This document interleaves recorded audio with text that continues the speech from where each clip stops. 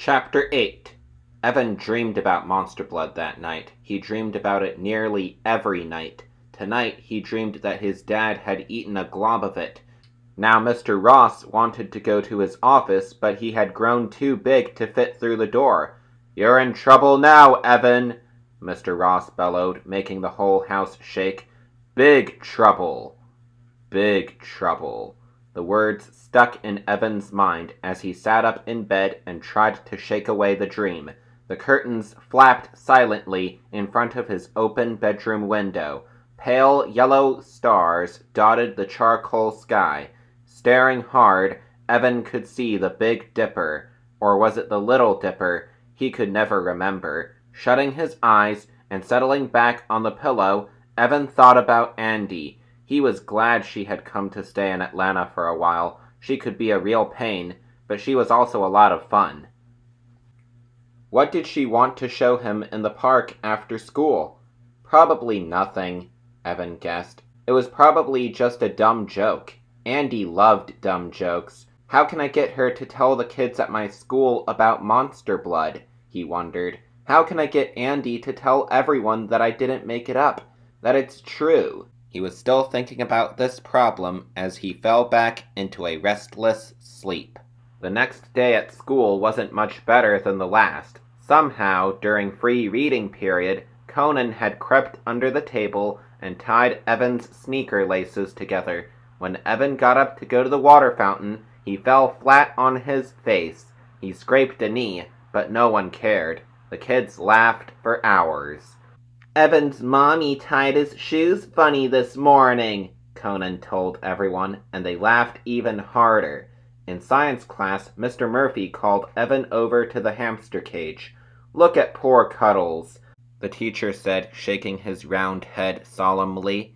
Evan peered down into the metal cage. Cuddles was curled up in a corner under a pile of shavings. The hamster was trembling and breathing in short gasps. "Poor Cuddles has been like that ever since yesterday," Mr. Murphy told Evan with an accusing frown. "Cuddles is sick because of your carelessness." I'm sorry," Evan stammered. He stared hard at the quivering hamster. "You're faking, aren't you, Cuddles?" Evan thought. "You're faking just to get me in trouble." The hamster twitched and stared up at him with mournful black eyes. When Evan sat back down in his seat, he felt cold water seep through the back of his jeans. With a startled cry, he jumped right back up.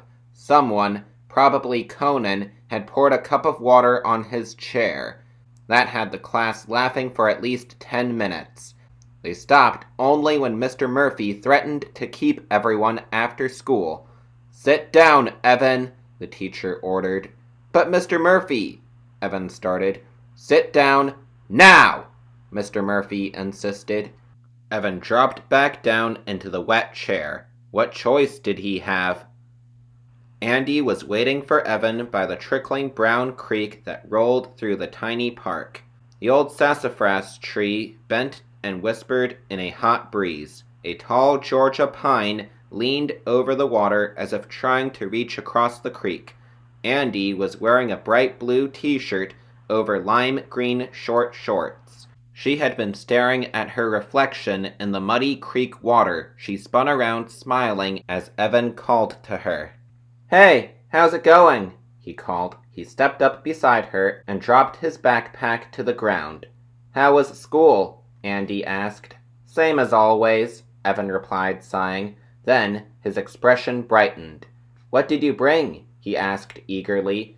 "You'll see." She clasped a hand over his eyes. "Shut your eyes, Evan, and don't open them until I say." He obediently shut his eyes, but when she pulled her hand away, he opened them a tiny crack, just enough to see. He watched her go behind the pine tree and pick up a small brown paper bag.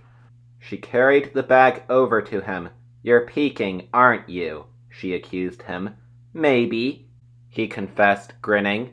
She punched him playfully in the stomach. He cried out, and his eyes shot open.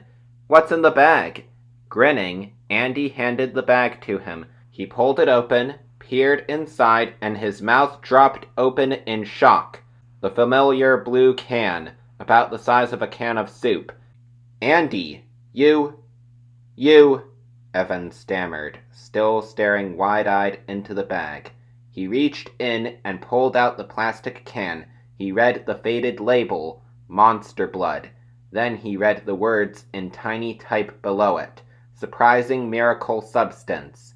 I saved it, Andy said, beaming proudly. Evan couldn't get over his shock. You brought Monster Blood! I don't believe it! You brought Monster Blood! No, she shook her head. It's empty, Evan. The can is empty. His face fell. He sighed in total disappointment. But you can show the can to everyone, Andy insisted. That will prove you didn't make it up. It will prove that Monster Blood really exists. Evan sighed again. What good is an empty can? He groaned. He pulled off the top, peered inside, and screamed.